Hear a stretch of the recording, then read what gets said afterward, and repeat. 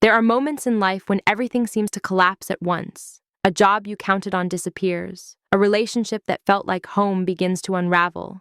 You get a phone call, and suddenly the future you imagined vanishes. It's in these moments, when the floor feels like it's falling out beneath you, that the mind begins to scream, "Why is this happening? What did I do wrong? How do I fix this right now?"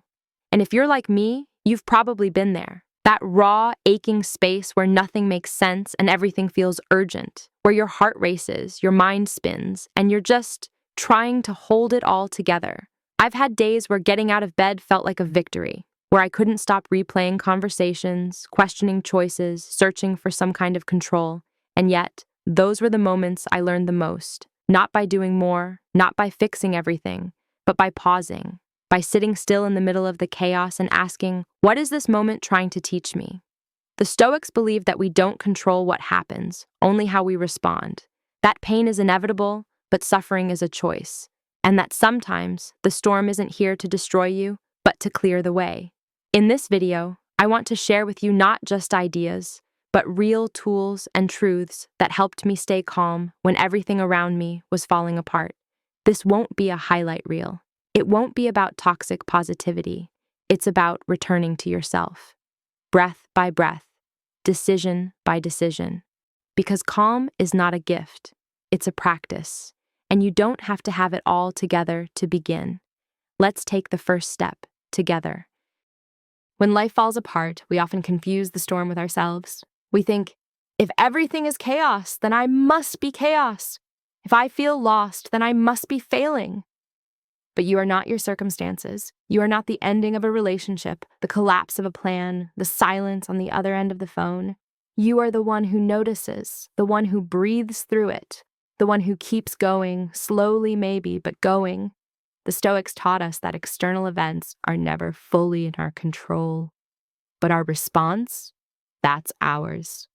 Marcus Aurelius wrote, "You have power over your mind, not outside events.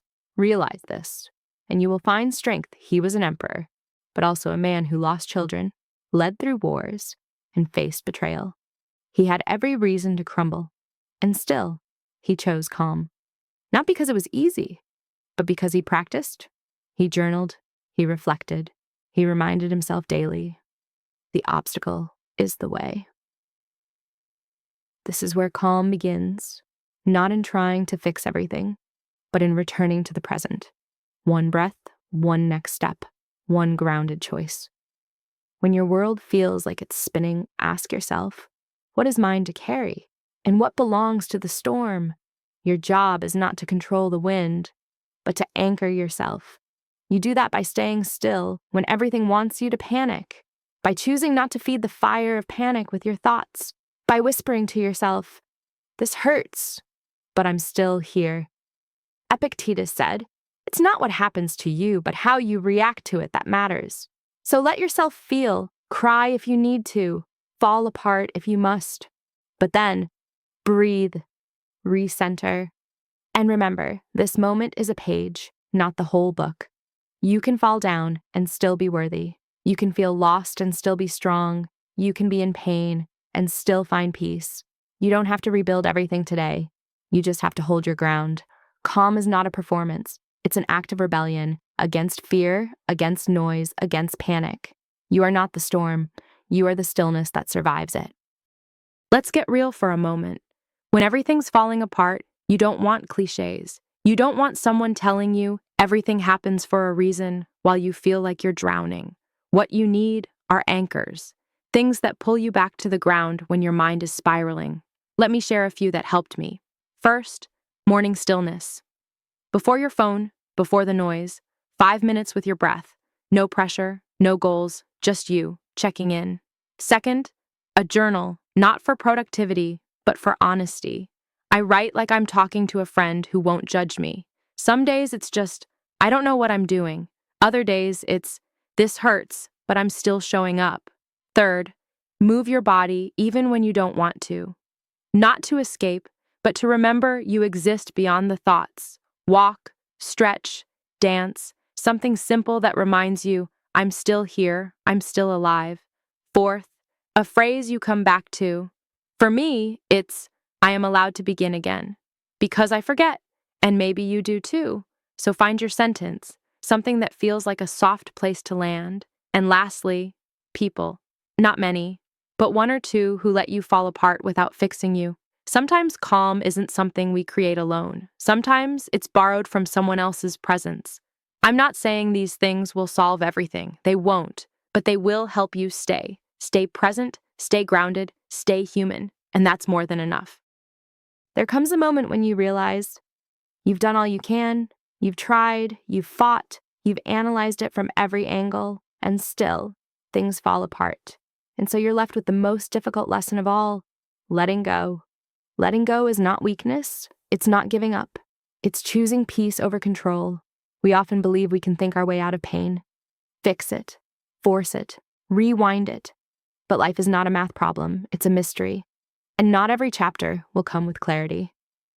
The Stoics remind us, you were never promised ease, only the ability to respond with virtue. Seneca said, we suffer more in imagination than in reality. And it's true. So often the pain isn't just in the moment, it's in the story we tell about the moment. I'll never be okay again. This shouldn't be happening. I'm falling behind. But who says? What if pain is the fire that burns off everything that was false? What if this moment is here to carve you into who you were meant to become? Letting go means opening your hands, not to drop everything, but to stop clutching what's already broken. It's trusting that space creates room for growth, that silence isn't emptiness, but a sacred pause, that not knowing what comes next is okay. Sometimes we don't need a plan. We need to rest. We need to heal. We need to say, I don't have the answers, but I'm still here, and that is enough for today. Letting go doesn't mean forgetting. It means forgiving yourself for not being able to fix it. It means choosing your peace, even if the situation stays the same. You begin to notice the small things again, the way the light touches the wall, the sound of your breath, the beauty of surviving something you thought would break you. You let life teach you. You let grief move through you like a river, not a wall. You allow the story to change, and slowly, you return to yourself. You don't have to do it perfectly. You just have to be willing. That is enough. That is everything. Maybe you didn't expect to fall apart. None of us do. We plan, we dream, we try to hold it all together until something reminds us we're human. And part of being human is breaking sometimes. But here's the beautiful thing. You don't have to stay broken. You don't have to rebuild overnight. You just have to return to yourself. And the path back isn't loud. It doesn't always look like triumph. Sometimes it looks like crying in the shower, or going for a walk without your phone, or saying no when your body says enough, or writing one honest sentence in a journal. Those are sacred acts. That is healing. And if no one's told you this lately, I'm proud of you for still being here, for still trying, for still hoping.